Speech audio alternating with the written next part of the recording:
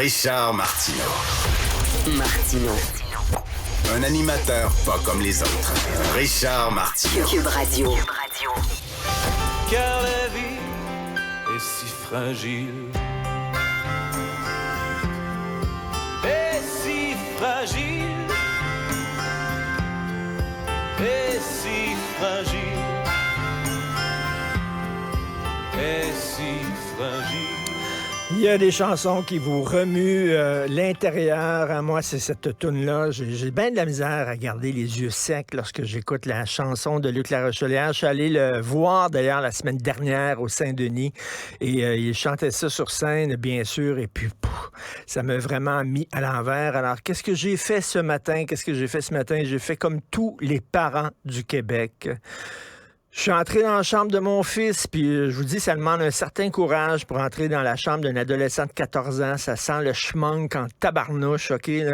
Les ados, c'est comme les vieux. Je sais pas, il y a comme un genre d'odeur là, qu'ils exultent. Il y a quelque chose, là, ils sentent. Alors, j'ai frayé un chemin dans les vêtements qui étaient épars partout dans sa petite chambre, qui n'est pas capable de remettre en ordre. Je l'ai pris dans mes bras, je l'ai embrassé sur le front, puis j'ai dit des fois, j'ai le goût de t'arracher la tête, mais je t'adore. Je t'aime. Et il y a 2 couples de parents qui ne pourront pas dire ça ce matin. Et ça nous fend tous le cœur. Et savez-vous quoi? Savez-vous ce qui est le plus dur à dire? Les mots les plus durs à dire d'un être humain. Puis vous allez entendre aujourd'hui des spécialistes, des experts à mon show, puis dans les autres shows, dans les médias, partout. On va avoir des psys, puis on va avoir des spécialistes de ci, puis des spécialistes de ça pour essayer de comprendre. Les mots les plus durs à dire, je le sais pas. C'est pas. Incompréhensible. On sait pas.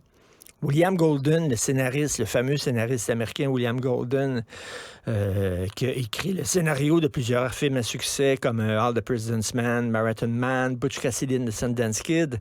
Il avait écrit un livre et il avait sorti une expression qui est devenue maintenant une expression culte aux États-Unis qu'on ressent régulièrement. Nobody knows anything. Nobody knows anything. Il disait, en parlant d'Hollywood, ils savent pas comment faire un film à succès. Ils n'ont aucune idée. Des fois, ils ont un succès, puis ils pensent qu'ils savent. Ils pensent, là, les producteurs disent, on sait. Ça prend ça, puis ça prend ça, puis ça prend ça pour faire un film à succès. Puis il disait, nobody knows anything. Mais cette phrase-là s'applique sur tout dans la vie. Nobody knows anything. Qu'est-ce qui s'est passé hier? Qu'est-ce qui arrive?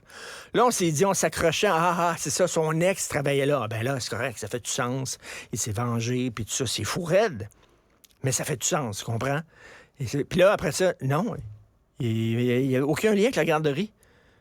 C'est pas quelqu'un qui a fait un attentat terroriste avec une cause. Qu'est-ce qui fait qu'un gars se lève un matin puis fouillez-moi.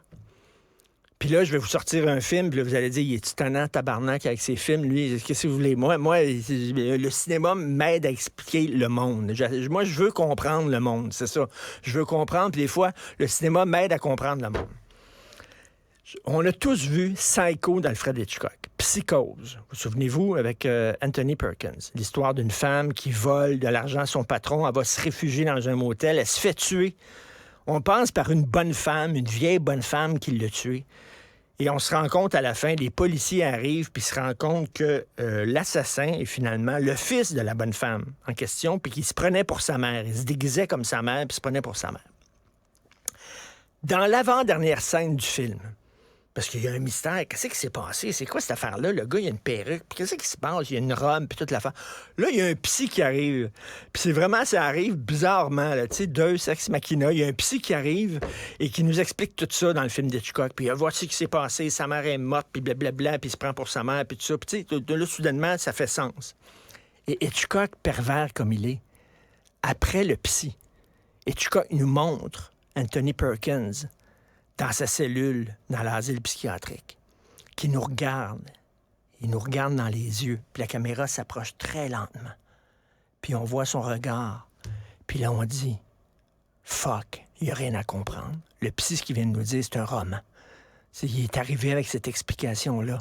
Mais quand tu regardes la folie dans les yeux, quand tu regardes ce gars-là, l'explication du psy, qui nous paraissait si claire et si limpide, ne tient plus. Il est fou. Puis on comprend pas. Puis il n'y a rien à comprendre. Et ça finit, le film finit comme ça.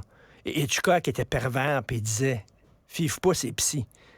Il arrive avec des belles histoires, puis tout ça, puis vous pensez, il relie tous les liens, là, puis tous les points ensemble, puis ça fait sens. Non. Personne ne comprend la folie. Il n'y a rien à comprendre. Alors, sur ce qui s'est passé hier, nobody knows anything. Si c'est vrai qu'on aime autant qu'on déteste, Martineau, C'est sûrement